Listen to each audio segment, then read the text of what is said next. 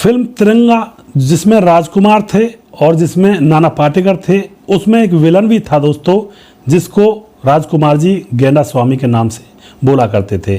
और इस फिल्म के बाद उनका नाम गेंडा स्वामी पड़ ही गया था तकरीबन।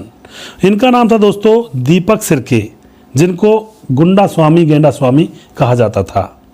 इनकी एक गलती के कारण इनका अच्छा खासा चलता हुआ कैरियर तबाह हो गया था। आखिर वह गलती क्या थी और इन्होंने किस तरह से फिल्मों में आने का पूरा भरसक प्रयास किया और किस तरह से इनका पूरा कैरियर फिल्मों में रहा और किस तरह से फिल्मों में है अपनी पारी को पूरा खेलने में नाकामयाब भी रहते हैं, यानी कि बहुत ही जल्दी इनका जो कैरियर है वह बर्बाद हो जाता है। दोस्तों यहाँ पर जानते हैं गेंडा स्वामी दीपक सिरके की पूरी जीवनी के बारे में, जन्म से लेकर अब तक का समय। नमस्कार, मैं हूं सुदेश कुमार और फिल्मी कहानियां चैनल में आपका स्वागत है। दीपक सिरके दोस्तों स्टार्टिंग में यह एक्टर बनना ही नहीं चाहते थे। 29 अप्रैल 1957 को यह बम्बई के मरीन लाइन में रहने वाले महाराष्ट्रियन परिवार के अंदर इनका जन्म हुआ था। 5 भाई बहनों में यह सबसे बड़े थे और बचपन में यह पुलिस वालों को ज़्यादातर देखा करते थे, क्योंकि उनकी वर्दी इनको बहुत ज़्यादा पसंद आया करती थी और यह बड़े होकर पुलिस में लगना चाहते थे। बचपन से ही इनका सपना पुलिस में भर्ती होने का रहा था, मगर दोस्तों किस्मत को तो कुछ और ही मंजूर था। पुलिस में ना जाकर के ये फिल्मों में आ गए। आखिर कैसे आए और क्या रीज़न रहा था, पूरी जानकारी यहाँ पर लेने वाले हैं। दोस्तों इनका जो स्कूल था, स्कूल के पीछे रंग भवन नाम का एक थिएटर हुआ करता था और जब स्कूल की छुट्टी हो जाया करती तो यह वहाँ से गुजरते और उस रंग भवन नाम के थिएटर के अंदर झांक कर देखा करते। उस थिएटर के अंदर नाटक चला करती थी। अब यह रोज रोज जैसे झांक कर देखा करते हैं तो इनको नाटकें बहुत ज़्यादा पसंद आने लगती हैं। अब दोस्तों अभिनय का इनको चस्का चढ़ जाता है और अब यह किसी न किसी तरह से उस थिएटर के अंदर घुस जाते हैं, किसी न किसी तरह से एंट्री हो जाती है और नाटकों में छोटे मोटे रोल करने लगते हैं। अब ये छोटे मोटे रोल करके नाटकों में हिस्सा लेने लगे थे। धीरे धीरे अब दोस्तों ये नाटकों में और अच्छा अभिनय करने लगते हैं और मराठी नाटक राज मुकुट से इन्होंने शुरुआत की थी और अब शुरुआत होने के बाद अब तो यह तरह तरह के नाटकों में हिस्सा लेने लगते हैं। देश के कोने कोने में जाकर नाटकों का हिस्सा यह बना करते हैं और पैसे भी इनके पास नहीं हुआ करते हैं। कई बार तो जब नाटक के लिए इनको दूर जाना पड़ता तो इनके जेब में पैसा नहीं होता किराए के लिए भी। एक बार की बात है, ये बताते हैं कि यह एक एम्बुलेंस में गए थे नाटक करने के लिए, जिससे कि इनका पैसा बच जाए। एम्बुलेंस में जा कर के नाटक करके आए थे। अब यहाँ पर जानते हैं कि दीपक की मराठी फिल्मों में एंट्री कैसे हुई थी, क्योंकि नाटक करने के बाद अब किसी डायरेक्टर ने इनको देखा तो इनको अपनी फिल्म में ले लिया।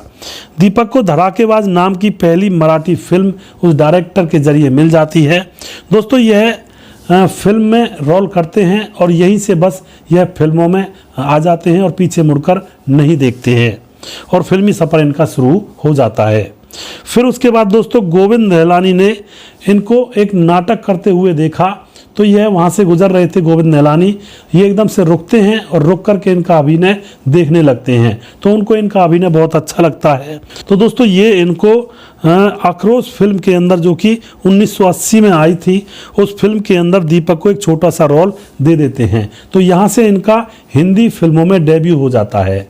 अभी तो दोस्तों वह फिल्म दूर थी जिससे इनको पॉपुलैरिटी मिलने वाली थी। अब 1987-88 का दौर आता है। 87-88 में दीपक वीर सावरकर रोड पर मराठी शो कर रहे थे जिसका नाम था 100।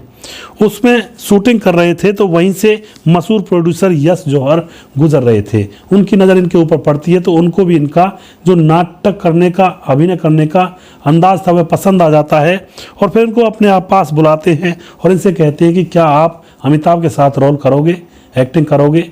यह बात सुनते ही जो दीपक सिरके हैं वह खुश हो जाते हैं और एकदम से हामी भर देते हैं।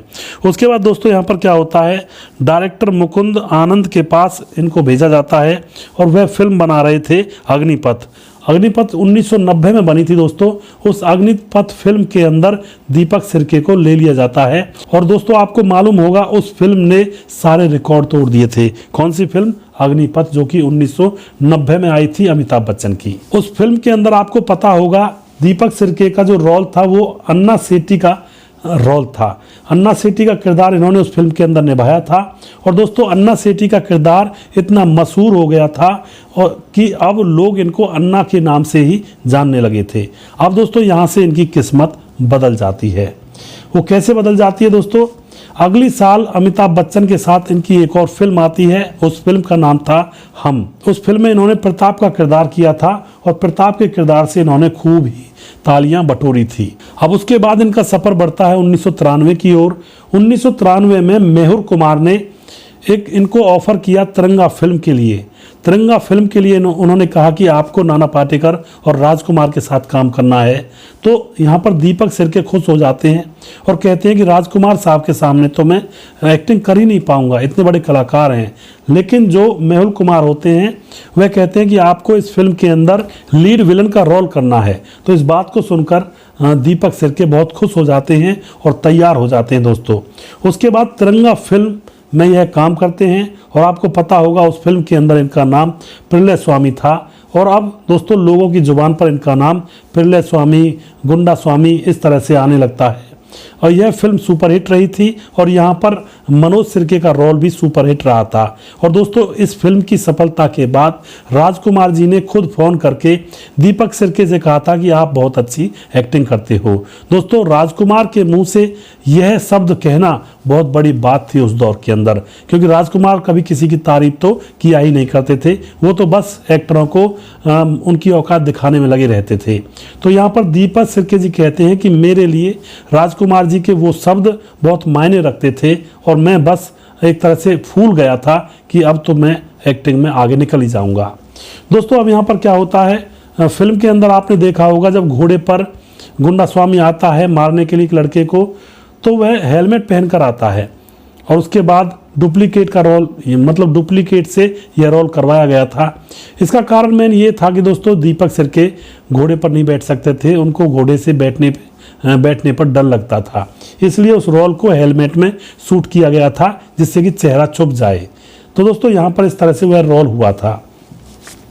अब यहाँ पर चर्चा करते हैं कि यह कुछ साल तो चले, लेकिन कुछ साल चलने के बाद यह गुमनामी की गलियों में क्यों खो गए। तो दोस्तों यहाँ पर जानते हैं आखिर क्या हुआ था।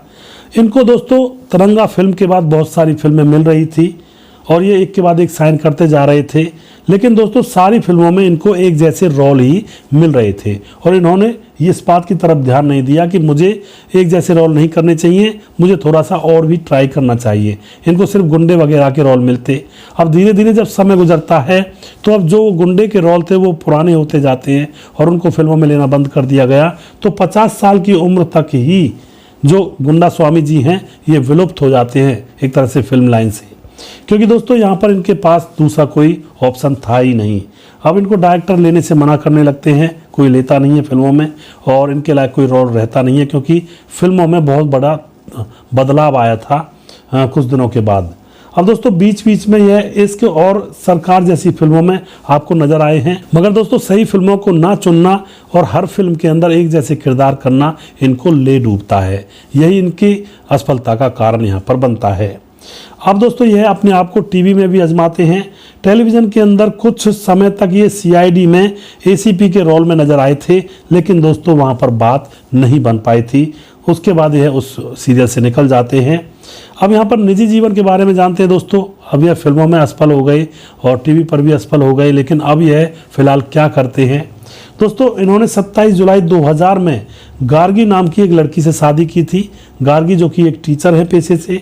शादी करने के बाद इनको एक बेटी हुई थी और अभी अपनी पत्नी और अपनी बेटी के साथ मुंबई में रहते हैं और वेब सीरीज में छोटा मोटा रोल करके अपने घर परिवार को चला रहे होते हैं। तो दोस्तों इस तरह से यह फिल्मों में आए थे और इनके परिवार में से कोई भी फिल्मों में नहीं था, लेकिन फिल्मों में आकर इन्होंने जगह बनाई और जगह भी बनाई, लेकिन उसके बाद एक जैसे रोल करने की वजह से यह आउटडेटेड होते चले गए और फिर लोग इन्हें फिल्मों में लेना बंद कर देते हैं। अगर ये तरह तरह के रोल करते, तरह तरह के किरदार करते और ध्यान देते कि मुझे एक जैसा किरदार नहीं करना है, फिल्मों का सिलेक्शन अच्छी तरह से करते, तो भी यह आज तक बने रहते।